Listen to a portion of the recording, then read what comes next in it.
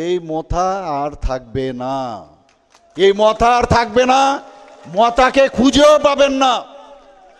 আমি এতটুকু বলতে পারি, সারা ত্রিপুরাতে আমি ঘুরছি, মানুষ জনজাতিদের যেভাবে ঠকানোর কাজটা উনি করেছেন, ওনারা করেছেন, মানুষ এখন বুঝে গেছে। গায়ের জোর, পায়ের নিচে মাটি সরে গেছে। এর জন্য এই গুন্ডামি, হুঙ্কার, মানুষকে মারধর, ক্যান্ডিডেটকে মারধর, আমাদের মন্ত্রী বাহাদুরদের তাদের গাড়ি আক্রমণ, কোন অবস্থায় গেছে? মানুষ শান্তি চায়, মানুষ চায় শান্তি। আমাদের আর কিচ্ছু চাই না। আমরা কি চাই? কি বলছেন যে আমরা যদি ভারতীয় জনতা পার্টিকে আপনারা যদি ভোট দেন জনজাতিরা, তাহলে নাকি এই মুখ্যমন্ত্রী মানিক সাহার কাছে যাবে। আরে মুখ্যমন্ত্রী মানিক সাহা হয় না, মুখ্যমন্ত্রী হয়।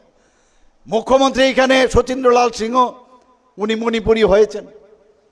এখানে মুখ্যমন্ত্রী ট্রাইবেল লিডার দশরথ দেববর্মন হয়েছেন। এখানে এসসি সম্প্রদায়ের মুখ্যমন্ত্রী হয়েছেন। এখানে বাঙালি তো হয়েছেন। মুখ্যমন্ত্রী আবার আলাদা হলে এটা বিচিত্র কিছু হবে।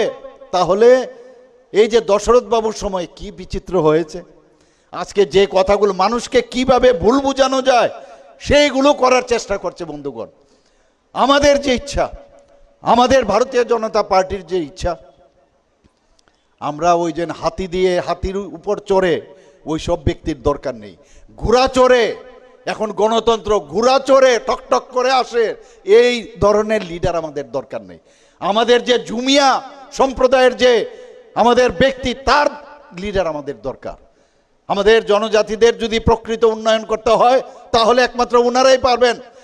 আজকে আপনারা ভাবুন, দেশের জন্য যে উন্নয়ন কে করছে? একটা চায়ওয়ালা, আপনারা জানেন চায়ওয়ালা আজকে বড় বড় ফ্যামিলির থেকে আসতেন। ইউপিএর সময় আপনারা দেখেছেন বড় বড় ফ্যামিলির ঠাট বাট আলাদা, কিন্তু দেশের কিছুই উন্নয়ন করতে পারেনি। আর একটা চায়ওয়ালা এসে আজকে দেশের উন্নয়ন শুধু করেননি, সারা পৃথিবীর মধ্যে সর্বশ্রেষ্ঠ লিডার হয়েছে। আমরা ছাড়া হবে না। আর এখানে বিভিন্ন সময়ে বিভিন্ন কথা বলে যে আমরা আমাদের ত্রিপুরা সরকার নাকি এডিসির আমরা জায়গা নিয়ে নিচ্ছি। আরে কারোর ক্ষমতা আছে এডিসির 1 ইঞ্চি জমি কারোর নিয়ে যাওয়ার কোনো ক্ষমতা আছে? আজকে বিশ্রামগঞ্জে কোনো অফিসারের ক্ষমতা আছে? কোনো অবস্থায় নিয়ে যাওয়া। ওমরপুরের ঘটনা বলছেন, কিভাবে মিথ্যাকে গোয়েবলসীয় কায়দায় সত্য করা যায়, এই প্রচার নিয়ে আসছেন। আর গলার যে নালি সেটা ফুলিয়ে ফুলিয়ে কথা বলেন এক মাথার থেকে আরেক মাথায়, মনে করে মানুষ এতেই বুঝি উদ্বুদ্ধ হবে। এইবার ওই যেটা বললাম, 2018-তে যেভাবে ভারতীয় জনতা পার্টির সরকার আর ট্রিপল ইঞ্জিনের সরকার যে স্পিডে এখন ধরছে, 2047-এ তার ডেস্টিনেশনে পৌঁছবে। আমি এখনো যারা ইউথ আছেন, মোথার মধ্যে যারা আছেন, আমি প্লিজ ছেলে মেয়েদের আমি বলবো, এইসব যারা মরিচিকার পিছনে আপনারা ঘুরবেন না। যারা সিপিএম তো আসে না, সিপিএম তো এমনিতেই এখন ক্ষয়িষ্ণু, এদের তো আর ছোট ছোট ছেলে মেয়ে নেই। এবং কংগ্রেসের এখনো বলছি, তারাও ক্ষয়িষ্ণু।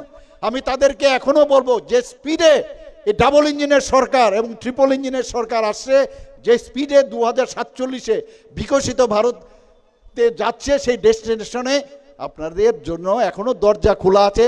তাড়াতাড়ি চলে আসুন, আদারওয়াইজ বাই বাই, টাটা করে আমরা কিন্তু চলে যাব। আপনারা বসে থাকবেন, এখনো সময় আছে বন্ধুগণ।